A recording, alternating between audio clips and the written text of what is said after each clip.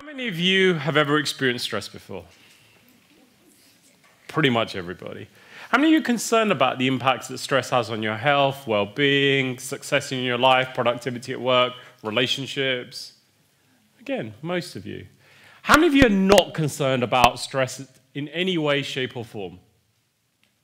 Okay, you're all in the right place in that case. Because if you're not, there is another workshop taking place right now. But joking aside, as most of you know, you were probably here earlier, I'm Shah from the Stress Management Society. And I want to go deeper into some of the things I was talking about earlier. This afternoon, I shared my story. Now I want to share with you some of the things I picked up along the way. We were talking about the bridge. Were you all here when I went through the bridge earlier? Yeah? Excellent. So our definition of stress is where demand exceeds resources, where there is more on your bridge than your bridge has the capacity to cope with.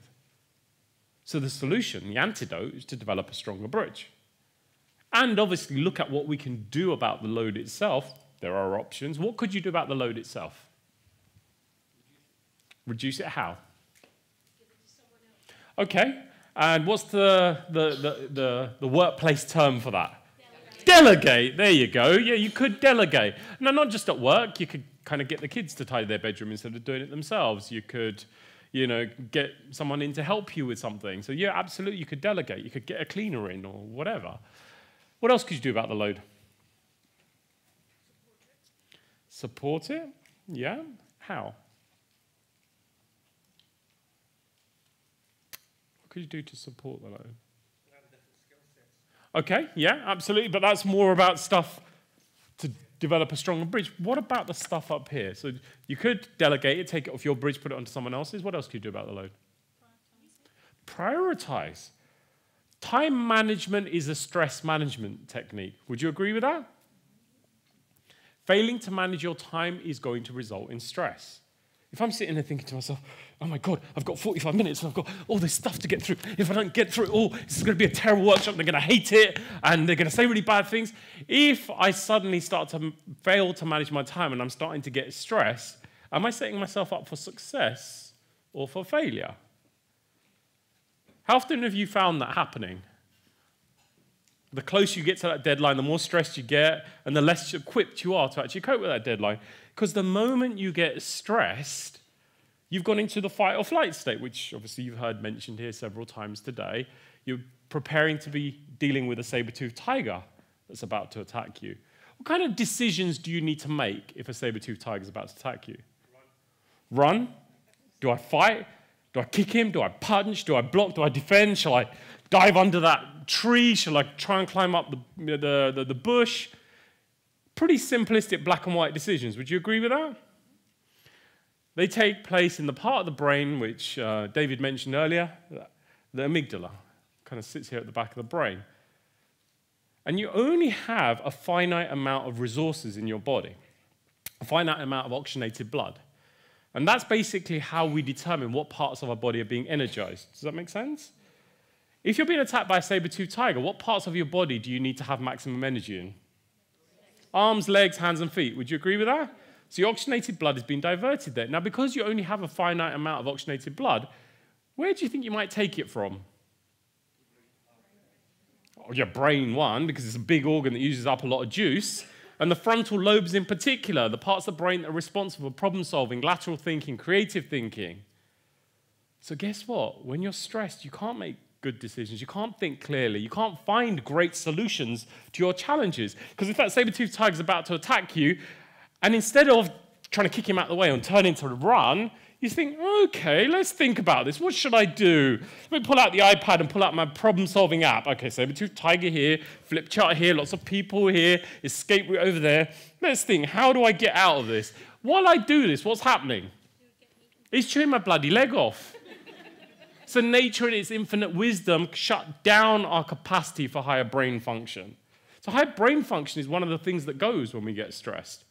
But where else can we take oxygenated blood from? Sorry? Well, yeah, the heart is still pumping. It's pumping quite furiously, but there is another part of the body that might get oxygenated blood that might not get it. Sorry? Your genitals. If I'm being attacked by a saber-toothed tiger, is my ability to get a hard one quite important in that moment? I'm not here to judge. So, you know, confidentiality as well, what stays in the room, what we say in the room stays in the room. But the point I'm making, again, one of the biggest issues facing men over the age of 50 today is erectile dysfunction. There's David that was talking about Viagra or Flopsy, whichever you decide to call it. But if you are in a relaxed state, guess what? Oxygenated blood flows to wherever it needs to go, and you don't need a little blue pill. That's the size of the pill, not the size of the problem, by the way. The immune system. How many of you ever got ill during or just after a period of stress? Is your ability to fight bacteria important if you're being attacked by a saber-toothed tiger? Probably not. So again, there are many functions of the body that diminish when we go into a state of stress because you've gone into that state of survival. And that's why, as I said, it's really important that we do consider when we're experiencing that, what can we get off the bridge? Now, how many of you right now can think of the things that are on your bridge that don't need to be there right now? How many can agree with that? There's stuff on your bridge, things that are stressing you out and causing you load that don't actually need to be here right now. So consider a system that you can use to prioritize the stuff. Now, a simple system that I've kind of borrowed from Dr. Stephen Covey is grading them from 1 to 4. Very simple.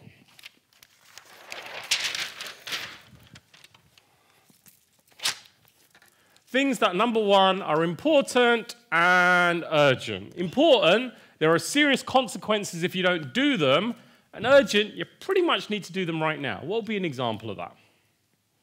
Something that's happening right now, and there are consequences if you don't do it. Things that are happening in your life, things that are on your bridge. I was going to say breathing. Okay, yeah. Your children. What about your children? Okay, so let's say the children are hungry. That could be an example, yeah? What else? Oh. Sorry? Well, yeah, okay, let's think of something in the workplace, at work. What is an example of something that's important and urgent? Excuse me. The report that's needed on the boss's desk. Okay. The boss, the director has said to you, I need this report and I've got a deadline at 5 o'clock. It's important because you've been given a 5 o'clock deadline. Urgent, if it's the boss, there could be consequences. You could get reprimanded or worse. Okay, great. Let's say you work in finance. You've got to pay the staff, for example. It's the end of the month. If you don't pay them, there's going to be serious consequences. They might not show up for work again. So it's important and there's consequences. You kind of get the idea, right? Box 2 are things that are important but not so urgent. What would be an example of that? Okay, yeah? Setting staff objectives. Okay. Well, I'm going to actually make it simple. If we think of the things that are box 1s, that report for the director or the tax returns, if you kind of leave the tax return long enough, it becomes a number 1. Would you agree with that? Because there will be consequences. They'll slap fines on you. The boss's report, but he doesn't want it till the end of May. The payroll for end of June. You know it's a number 2. How do you know it's a number 2? You leave a number 2 for long enough. When I tell that story to children, tell number 2, you leave it for long enough, what does it become? Lots of giggles.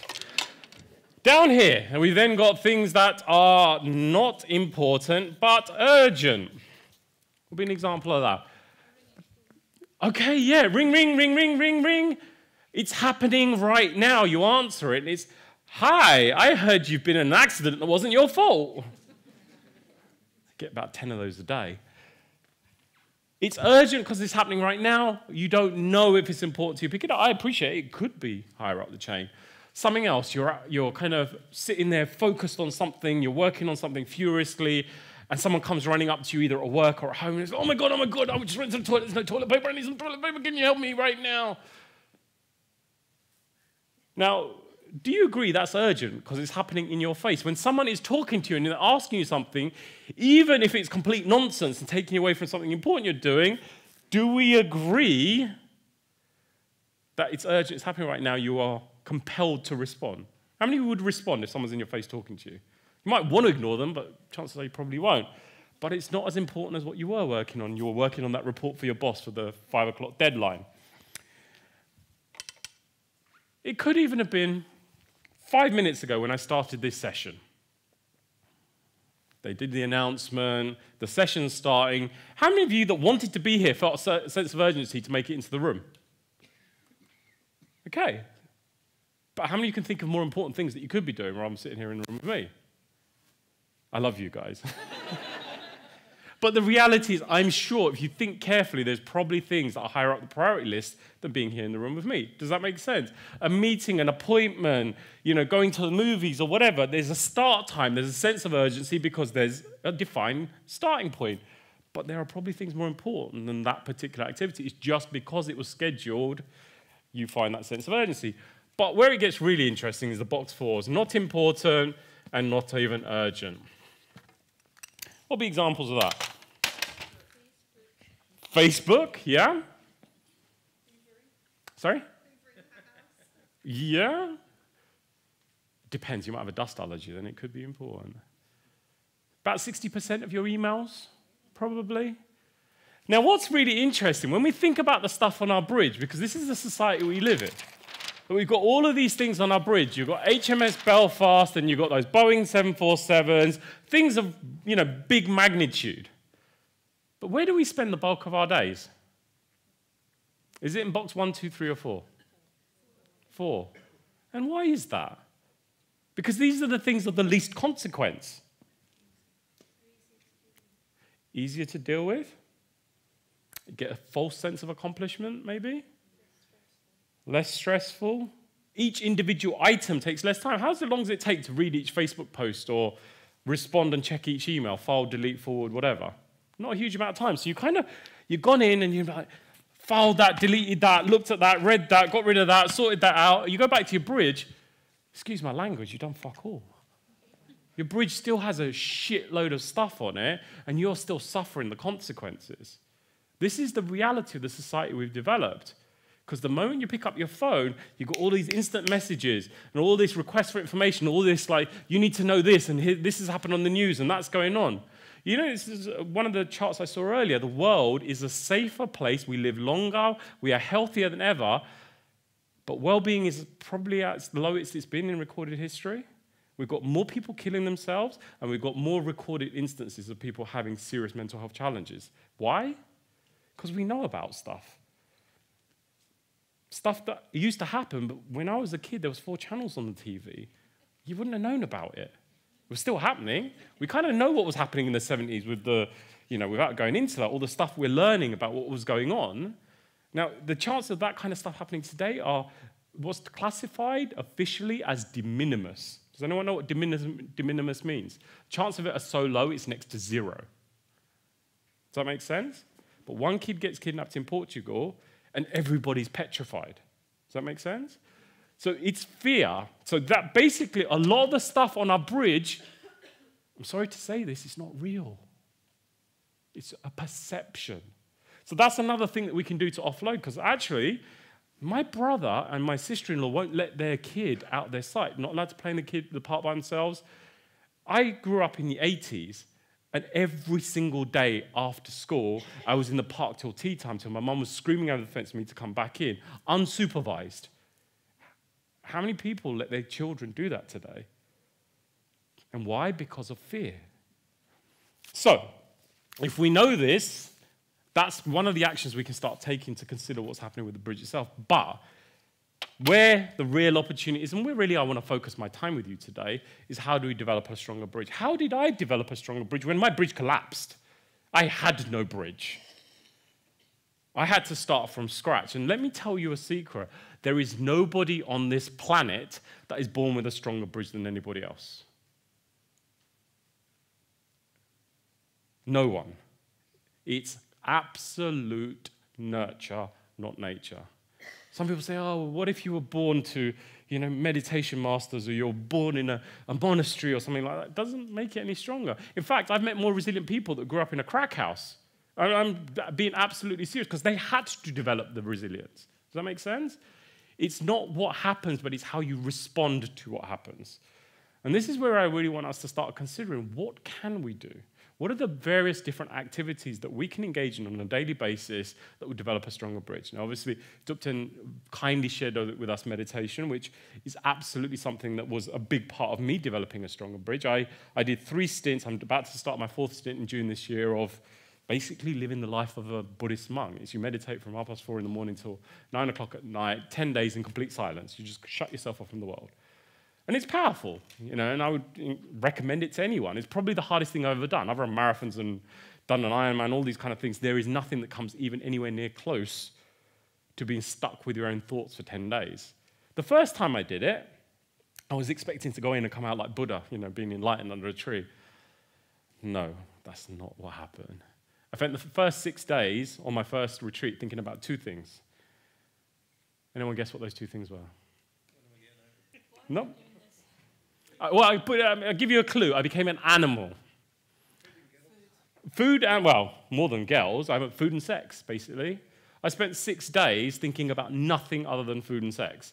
And then on the 6th day, I wanted to escape. I was literally ready to bunk the fence and do a runner. But when you get beyond that, you suddenly start realizing that as you develop a deeper connection with yourself, you also then develop a deeper connection with all that is. Because often we are looking for the answer in the wrong place. You might look in a book or in a church or in a temple or whatever. It's here. It was always here. Your power is right here. And there are people that lead you to believe otherwise. So what can we do to start developing our innate power? What are your thoughts? In terms of your bridge, what could you do to develop a stronger bridge? Okay, yeah. Okay. Sense of perspective. What else? Sorry? How?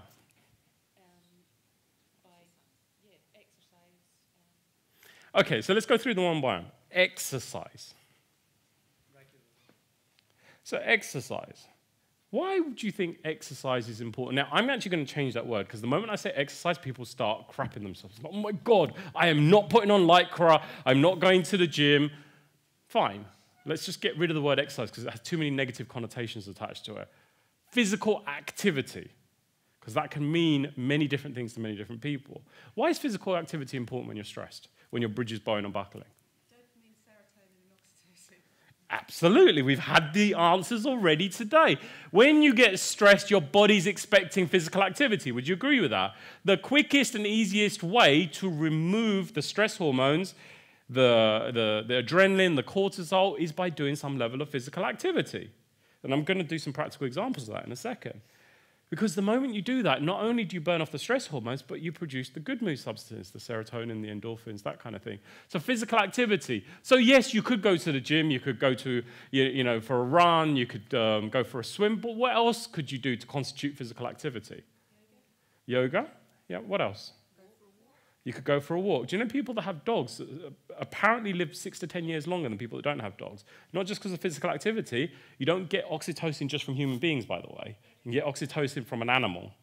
People that have tactile kinesthetic stimulation, which in layman's terms means hugs and cuddles, with another being, whatever that being is going to get oxytocin. So dog owners tend to be happy. And they get exercise twice a day. Doesn't matter whether it's raining or shining. If you don't take your dog for a walk, he's going to shit on the kitchen floor. So you kind of have to get out twice a day.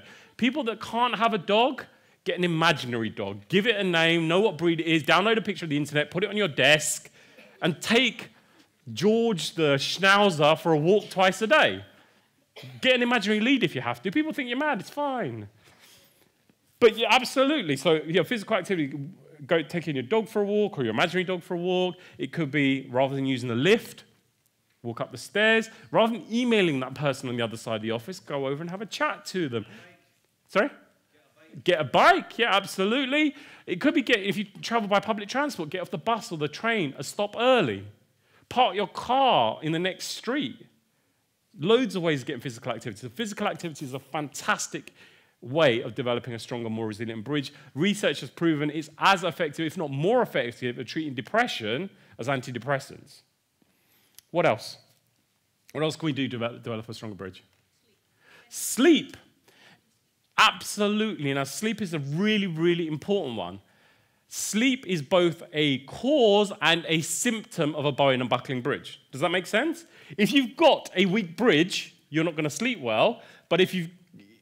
Let me get this right. So if you've got a weak bridge, you're not going to sleep well. And if you don't sleep well, your bridge is weak. Does that make sense? And a lot of people don't sleep well because you suffer from what I describe as the Roadrunner Effect. I watched literally 600 hours of Roadrunner to come up with this analogy, and hopefully that you'll get this. Roadrunner, he runs around the desert 1,000 miles an hour. Wile E. Coyote's laid a trap. He runs up to the trap at full pelt. When he stops, what happens? Nothing. Something does happen. Nope. The only time he got blown up was in the South Park spin-off, but in the actual Roadrunner, it never actually happened. But when he does stop running, what happens? Hideous happens to the coyote. So he runs at such breakneck speed, he stops, his feet stop, and his body does something like this. How many remember that? How many know what I'm talking about here? That is what I call the Roadrunner Effect. Now, most of you at some point would have experienced that, because we rush around in life, right? We're busy, we're at work, and we're running on that meeting, and then we're writing that report, and I'm going over to see this person, and I get home, and then I've got exercise, and do some exercise, I've got to feed the kids, and I've got to prepare for work, and I'm ironing and washing, and then I sit down, and I'm watching TV, and I put the news on, and even though my bum and my body is stationary on the seat, my mind is still running at 1,000 miles an hour, because, oh my God, that's just happened, and Donald Trump's president, and this war's happening, and all this stuff, and my mind is still rushing at 1,000 miles an hour. Then I get into bed. Body comes to a stop. What's going on with the brain? How many of you have experienced that before? Roadrunner Effect. Is it easy to fall asleep when that's happening? So either you can't fall asleep, or you do fall asleep, you wake up in the middle of the night, you're tossing and turning, you have, kind of broken sleep, or you do get your 7 or 8 hours of sleep. And you wake up, and how do you feel? You feel like you've not slept at all, right? You had the right quota of sleep, but you haven't had the benefit. It's not the amount of hours of sleep that you have that is important. It's the depth and the quality of your sleep. I used to have to sleep 8 hours a night to feel good.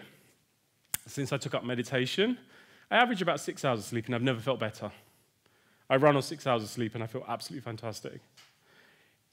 4 years ago, if I'd had 6 hours of sleep, I wouldn't be able to function. I'd be non-functional. Now, this is interesting because I learned about sleep hygiene. What do I mean by sleep hygiene? Absolutely. How many have children? How do you prepare a child for bed? Put the jammies on? Bath? Story?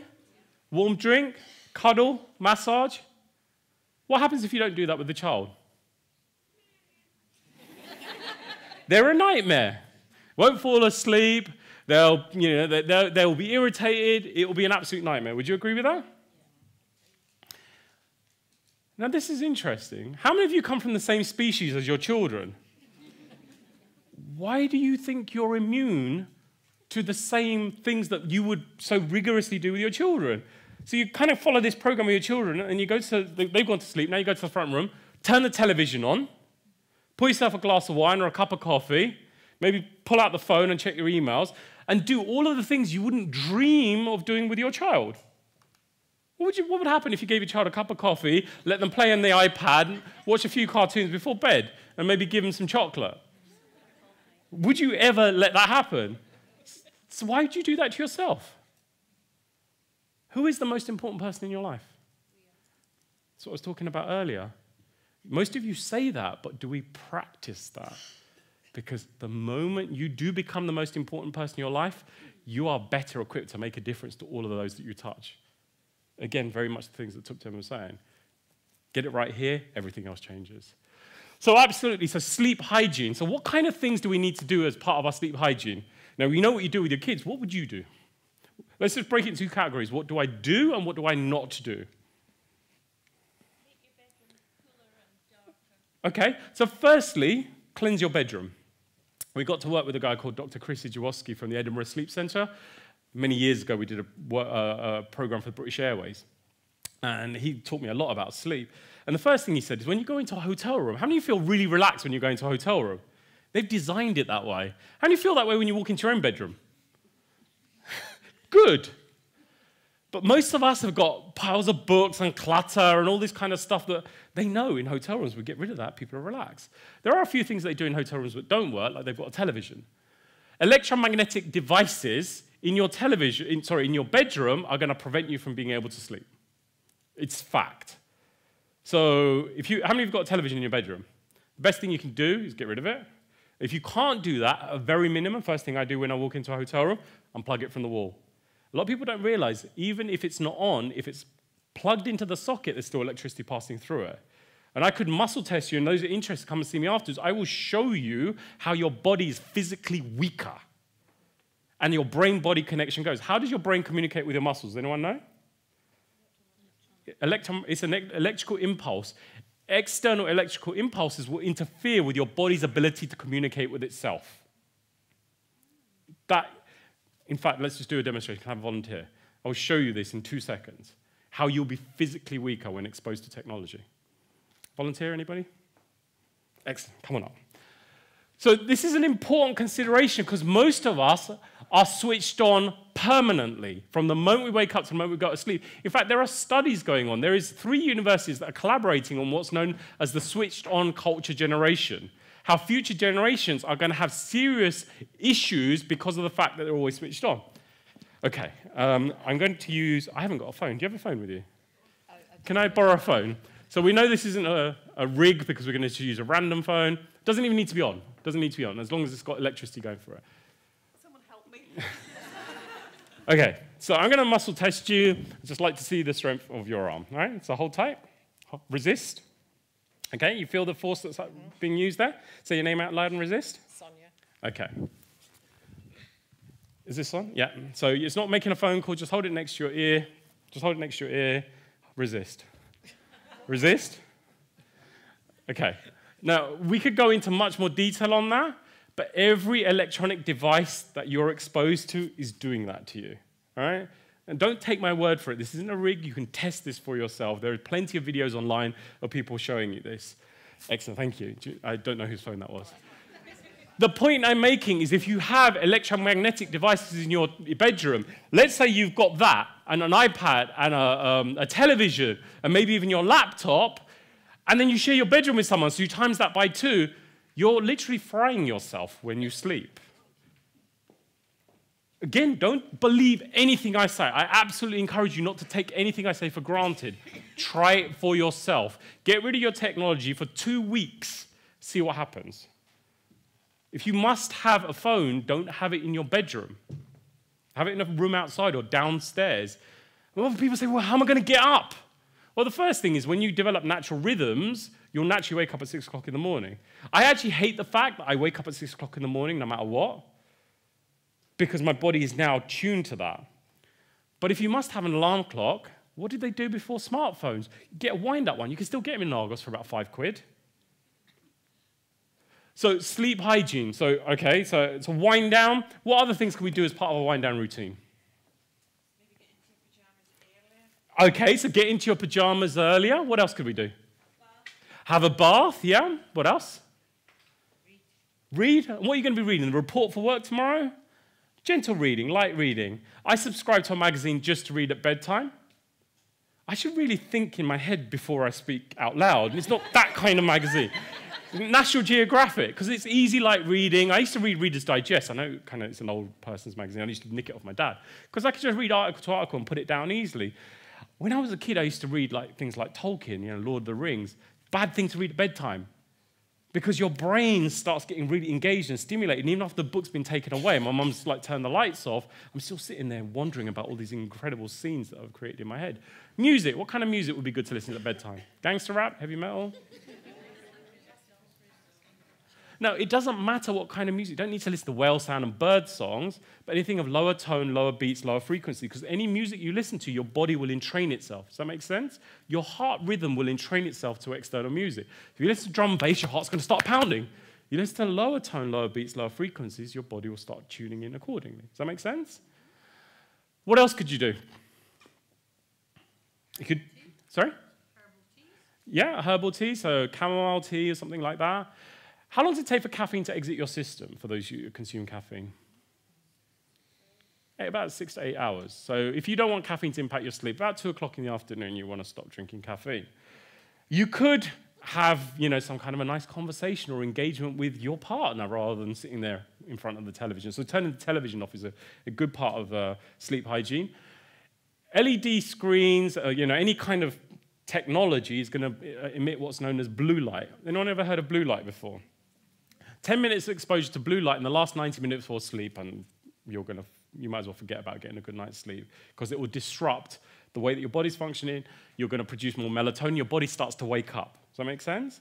So shutting off your technology 90 minutes before sleep. You could do some formal relaxation techniques. What could you do? Absolutely. You could do some mindfulness. You could do some yoga. I take my dog for a walk. In the morning, we do like a 5K, 10K run. In the evening, it's just a gentle stroll around the block. That's his signal when we go back home. He knows it's time for him to go to bed, and that's also time for me to go up. What would we avoid in the run-up to bed as part of our good sleep hygiene? Alcohol, yeah. Food, yeah. Particularly sugar and stimulants, that kind of thing. What else? Yeah, television in general, particularly like drama. Yeah. And even exercise. Exercise, even though it's a way of developing a stronger bridge, what is the downfall of doing exercise in the last 90 minutes before sleep? Yeah, it increases your body temperature, it's going to get your heart pumping, it's going to get you stimulated. So these are the kind of things you don't want to do in the run-up to sleep. There is a caveat to that, though. There is one form of exercise that is going to get your heart pumping, is going to get your body temperature up, is going to get you seriously stimulated, but it's a great thing to do at bedtime. Sorry? Yeah. Yeah, sex. That is the only one which is a bit of a caveat. Now, I used to run these sessions for in Aberdeen for guys that are off on oil rigs, and they'd all come to me and say, "Can you write this down on a piece of paper so I can show my wife?" But absolutely, why is sex beneficial even though it's contravening one of the rules of sleep hygiene? Oxytocin, serotonin, but most importantly, dopamine. What's dopamine? It's another hormone that hasn't been mentioned here today. What does dopamine do? Yeah? What else does it do? Makes you drowsy. And I didn't make this up, but men do produce twice as much dopamine as women, which is why a bloke can roll over and fall asleep within a few seconds. Don't believe anything I say. Look it up for yourself. So sleep and good sleep hygiene. What else? If we're going up the hierarchy of things that we should do to develop a stronger bridge, what else is there? Diet. What kind of things do you think we need to consume to develop a stronger bridge? Real food, absolutely. So unprocessed food. Now, I'm not here to preach to you, but if your bridge is bowing and buckling, what are the best few things that you can put in? I do have strong views on diet, but I'm just talking specifically for the purpose of developing a stronger bridge. Yep. So like what? My bridge is bowing and buckling. What are the kind of things that I should put in rather than the things that we do put in? Vegetables, fruits, nuts, seeds, things that your body can quickly assimilate and turn into energy to get you through that period of stress or challenge. Now, we did do a talk upstairs when we were doing the Q&A, and I'll just quickly run through this. That is not what we do in modern society. When we are bowing and buckling under stress, what are the top 4 things that we are likely to turn to? We're going to do this family fortune style. We'll do it quick fire because we don't have much time. Okay, so let's just do this. Top 4. I'm so stressed, I need a drink. What's that? Water, apple juice? Alcohol. Well, people in Britain turn into alcohol when they're stressed. Number 1 answer. Ding! 38% of people said alcohol. We did actually do a survey on this. What else? I'm so stressed, I need a cigarette. Do you smoke yourself, sir? Okay, great. The reason I ask is when we did the survey, it was about 21% of the British population still smoked. So most of the people we asked wouldn't have smoked themselves. However, you're absolutely right. It was the second most popular answer. Most of the people that said cigarettes were either ex or non-smokers. So there is a common societal misconception that cigarettes help to deal with stress. What else? Chocolate. Absolutely. Refined sugar products, chocolate, biscuits, cakes, sweets. And what else? I'm so stressed, I need a cup of coffee. How could you describe all those products? Stimulants, we all agree with that? Anyone disagree? People always pull me up on alcohol. They say, Neil, alcohol's not a stimulant, it's a depressant. Technically speaking, it's not. It's a biphasic substance. First gin and tonic, first pint, first glass of wine. Are you on a downer? No, you're in a bit of a lift, bit of a boost, bit of a buzz. In small quantities, alcohol stimulates you. Drink enough, it becomes a depressant. So, Caveman Joe, one of our common ancestors, first humans that surfaced on the plains of East Africa 200,000 years ago, strolling through the jungle. Saber-toothed tiger pounces out in front of him. We freeze the tiger, pull Caveman Joe to the side, give him 3 double vodka Red Bulls, get him to smoke 10 Marlboro Lights, eat 6 Mars bars, 3 double espresso shots. Is he chilled out and relaxed now? So why, as rational, intelligent adults, do we turn to things that cannot possibly give us the results we're looking for? Are we stupid? No, actually, there's method behind the madness. Part of it. Conditioning is also part of it. How do we reward small children? You've been a good kid, have a sweet. How do we celebrate? Alcohol. Yeah, of course. So at some level, we are rewarding ourselves, but it's more than that. When you're in a state of stress, how do you feel even after a short period of stress? Exhausted, right? You've used up a lot of energy to maintain yourself in that state. When you're out of energy, what kind of things do you think you might crave to top up the tanks? Stimulants. Would you agree with that? So I'm exhausted from stress. I've had a chocolate bar, glass of wine, Mars bar, smoked a fag, cup of coffee. I've got energy to continue being stressed. That stuff is literally fuel for stress. It makes you feel better because you've topped up the tanks and you can continue operating from a state that was never serving you in the first place. Rather than turning to things that don't work, why not actually put fuel into your body that will energize your system? And staying away from the things that your body's going to get more stress trying to process. Does that make sense? You eat processed foods and factory farm meat and all that kind of stuff. Your body has to work really hard to break it down. So absolutely. But going up the list, what else? What's the next thing that we should be doing to strengthen our bridge?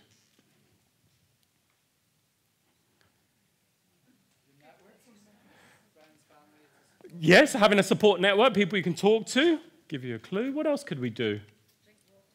Thank you, water. What percentage of the human body is water? 70%. What percentage of the human brain is water? About 92% from the research I've read. So basically, with that in mind, the majority of what we should put in our body is water or water-rich content. Does that make sense? What happens at a 2% drop in our hydration levels to our performance, mental, physical performance, as a percentage, do you think? 2% drop in hydration levels. What percentage drop in performance? 25%. What happens at a 10% drop in your hydration levels? 100% drop in your performance because you die. This is how fragile we are, yet most people are in a dehydrated state. How do you know you're dehydrated? You feel tired, you might have a headache, you can't think clearly, brain fog. This is a really simple way of telling. Yeah, or go to the loo. What color is it? If it's dark yellow, then you know you're dehydrated. There are some caveats to that. I remember last year, or 2 years ago, I was training for an event. My coach gave me these little beetroot shots. So neck one, went out for a run, came back, went for a pee, and I was, oh my God, I'm dying, because it was bright red. And there's, asparagus makes it smell funny. It makes it smell like Cocoa Puffs or something. But just ate a lot of asparagus. So the point I'm making is that there's a quick and easy way. People talk about the pinch test and this, that, and the other. Just go to the bathroom. What color is it? What color should it be? Stressed. Sorry, straw color, exactly, sorry. Now, when you are stressed, your body is using more water. Does that make sense? And it will start pulling it from your muscles, from your skin, anywhere it can get its hands on. So when you are going through a period of stress, actually water is one of the quickest ways to start strengthening your bridge. But we go up the list. What is the most important thing we need to do to strengthen our bridge? Breathe. If someone's stressed, panic, or anxious, what do we normally tell them to do? Calm down, take a deep breath. So let's just do a bit of an experiment. I want to do kind of a twofold experiment. One, we get a baseline reading, and then we're going to change it up and do something and just see what happens. I want to not just say this to you, I want to show you how quickly you can strengthen your bridge like that. No pills, no potions, no special equipment, no side effects. You don't need a therapist. It doesn't cost you a penny. You were born with the tools on board the day you came into this world. But sadly, it's not on the curriculum. They don't teach this stuff. They teach you a whole load of guff that you forget 3 months after you leave school. But things like, how to manage our finances, how to manage our well-being, how to eat properly, how to manage stress, things that we need to get through life, we're never taught. unless you go to a class or come to an event like this and people share this stuff with you. So, you've been sitting for long enough. I'd like to get up, please. And what I would like you to do is breathe deeply, whatever breathing deeply means for you. I would like to observe you all taking a deep breath. In fact, I might wander. I'm going to walk around as I do this. I'd like to see you all taking a deep breath. Okay, keep deep breathing deeply. Interesting. Fascinating. So, where did you learn to breathe like this? The way you're currently breathing, where did you learn to breathe like this? It comes naturally. Okay, so you kind of came into the world, doctor slapped you on the bum, you took a breath, the rest is history, right? Would you agree with that? Anyone disagree? Anyone got a different way they learned to breathe? Yoga, fantastic. Some of you might have been to some kind of breathing class or something like that, or actors or athletes. But most people do what they believe comes naturally. Any of you, you're born, Dr. wheeled you into a lecture theatre, went through a PowerPoint teaching you how to breathe. Anyone have that experience? It was only me then. So this is interesting. How does breathing work? What are the mechanics of breathing? When you take a breath, what happens?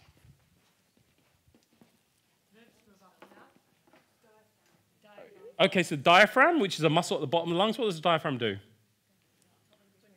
It pulls down. That creates a vacuum in the chest. And to balance the pressure, air rushes in and the lungs inflate. When I exhale, the diaphragm pushes up and forces the air out. How many have children here again? Those who don't have children, how many of you have seen a child? One on television is fine, doesn't need to be a real one. So we've all seen a child. We've all seen a baby in particular. When a baby takes a breath, what part of its body moves the most? The belly? Okay. So most of you said belly. A couple of you are pointing up here. This is belly, this is chest. Let me demonstrate. This is a chest breath.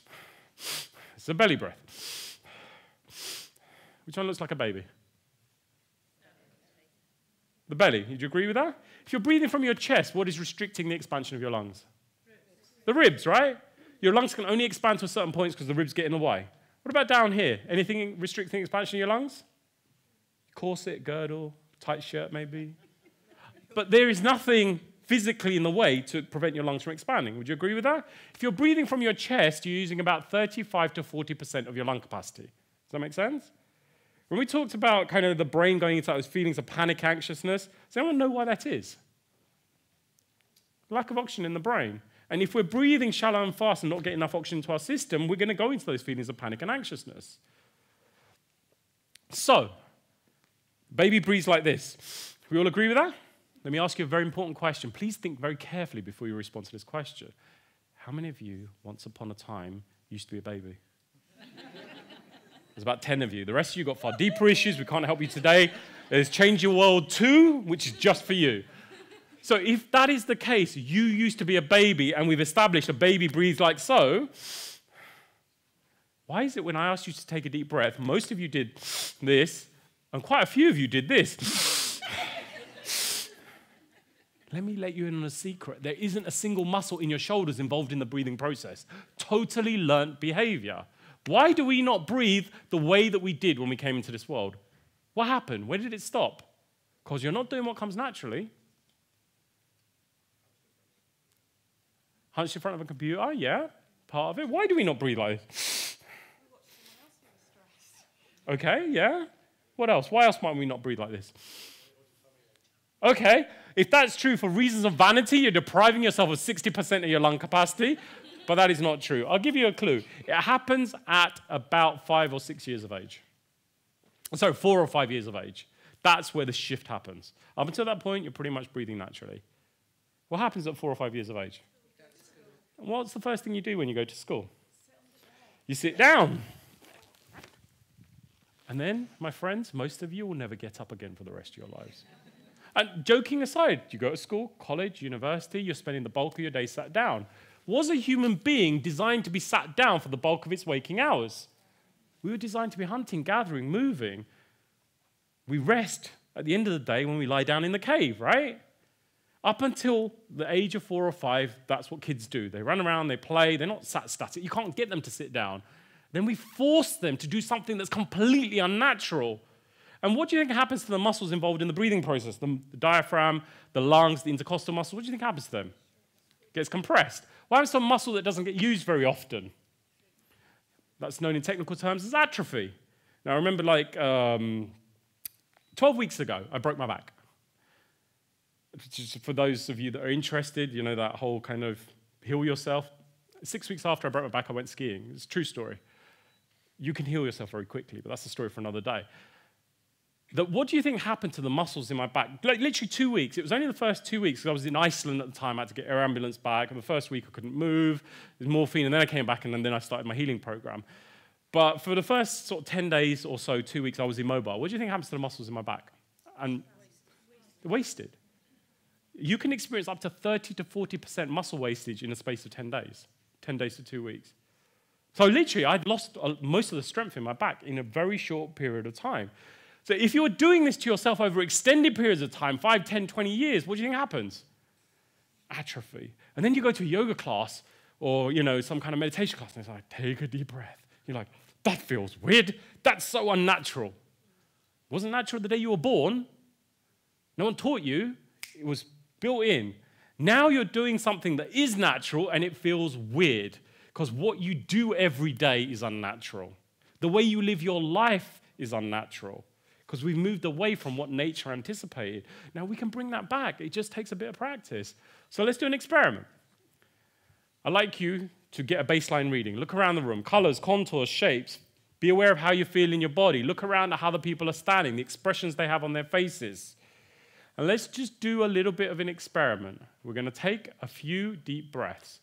And we're going to add in an element of what Tipton was teaching us about being mindful. We're going to be present. Don't think about the future or the past. Just be aware of the reality of this moment. As we take a breath, what is happening? Okay? So we're going to take 5 breaths. That's it, because I'm pretty much out of time. Is that right? Or have I got a bit more time? I can have some more time. Great. Perfect. We'll keep going. All right. So I'm going to take 5 deep breaths, but we're going to do what I call baby breaths. Yeah? I'd like you to imagine there's a triangle that starts at your belly button. The corners of the triangle are here at your hips. Inside that triangle, I'd like you to visualize a ball or a balloon. Okay? When we take a breath in, we're going to fill the ball or balloon up with air. At the top of the breath, we'll hold for 5 seconds, and we're going to exhale and pull the navel to the spine. Okay? So we're going to start by having our feet hip-width apart. Those of you who've got high heels on, you might want to slip out of them so you can stand with your feet nice and flat on the floor. You want to connect and have your body working as naturally as possible. So start by putting one hand on your belly. You'll know you're doing this correctly because when you breathe in, your hand should move out. If your shoulders start coming up, give them a slap. They're not invited to this party. You know, there is not a single muscle in the shoulders involved in the breathing process. Totally learned behavior. Okay? So you like to do this, we're going to do this together. Okay? Nice, slow, deep breath in. Doesn't matter through the nose or the mouth. I'm not going to get involved in the details of it. Just a nice deep breath in. Fill the ball of belly up with air.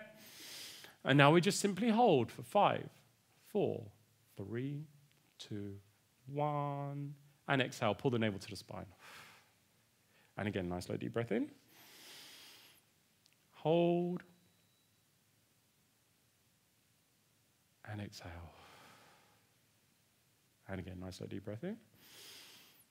Now I'd like you to close your eyes. As you close your eyes, going back to what Tipton taught us, body presence. Be aware of your body, your feet standing on the floor, how your hand feels on your belly, how your clothes feel on your skin, the atmosphere. And be aware of what's happening in your body as you just focus on your breath. And exhale, and just notice as you exhale, what's happening? Do a scan from the top of your body to the tip of your toes. And again, take a nice, slow, deep breath in. And we'll hold. 5, 4. Be aware of those growing feelings of relaxation and inner comfort. 2, 1. And exhale. As you exhale, release any remaining tension and tightness in your body. And again, nice, slow, deep breath in. As we breathe in fresh air, energy, joy, and happiness. And we hold. As we hold, we slowly scan from the top of the head to the tip of our toes, just being aware of all those wonderful growing feelings of inner comfort, all those incredible changes that occurred as we've just taken a few moments to focus on our breath, as we focus on the reality of the moment, scanning all the way down to the toes. And once we've done that, we can exhale. And exhale, releasing any final bits of tension and tightness. And then slowly open your eyes and bring yourself back to the room. Okay, that was 5 breaths. That was 25, 30 seconds of your life. What's changed? What's different? What do you notice? What are you aware of? Colour. Sorry? Colour's brighter. Okay, color's brighter, sharper, clearer. Anyone notice that? Every system and function of your body works more efficiently when you've got more oxygen on board. You did that yourself. No pills, no potions, no special equipment. What else? What else are you aware of? How many feel more relaxed or more calm from doing that? Again, didn't require any effort. There are no side effects. You did that yourself. What else do you notice? As you look around the room, I can notice quite a few changes. Shoulders have dropped, absolutely. A clear sign for me that there's tension is people stand like this. They're not even aware of it. Just literally from taking 5 deep breaths, you'll notice people's shoulders drop. That's a clear sign that tension has been released. Does that make sense? People's shoulders are back. There was a lot of people standing with their arms crossed. Pretty much everyone is standing more openly.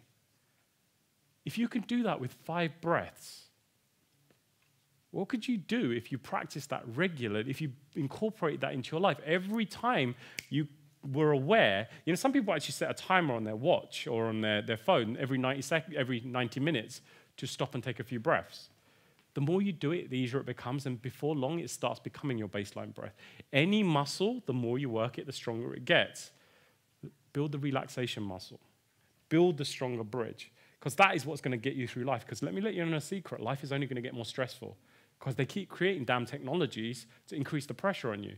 It's only around the corner. You're going to have internet through the glasses, and it's already here, basically, cars that drive themselves, all this kind of stuff, which is going to put more pressure on you if you become a slave to that technology.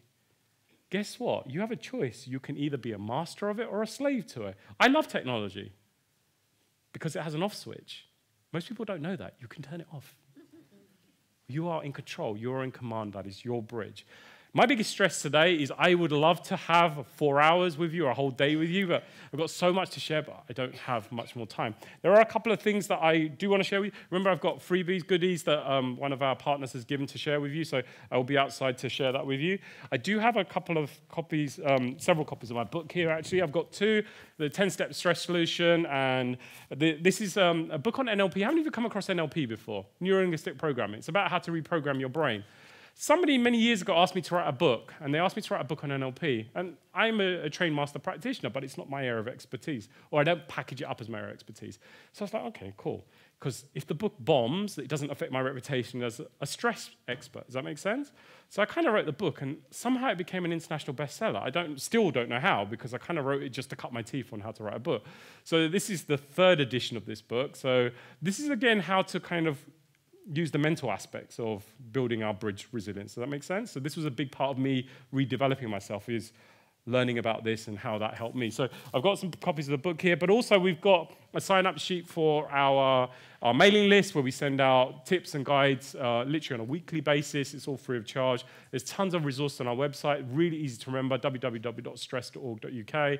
You just put Stress Management Society or just Stress UK into any search engine, you'll find us. But also spread the word. We are a not-for-profit organization. We exist to help people and make a difference. The best way you can help the Stress Management Society is to help each other. I want there to be a society at some point in the future where we don't exist. That is my ultimate goal, to put ourselves out of a job. That is how I know we've been successful. And the only way we can do that is if you guys get involved, because the more of us are out there supporting each other, the less we need professional organizations to do that work for us. Does that make sense? So thank you so much for giving me your valuable time and being here today. As I said, I will be outside, I believe. Is that right? Yeah, I think I'll be outside with books and signing up stuff and giving away freebies and hugs and chats and anything that you need. It's been a real pleasure. Thank you.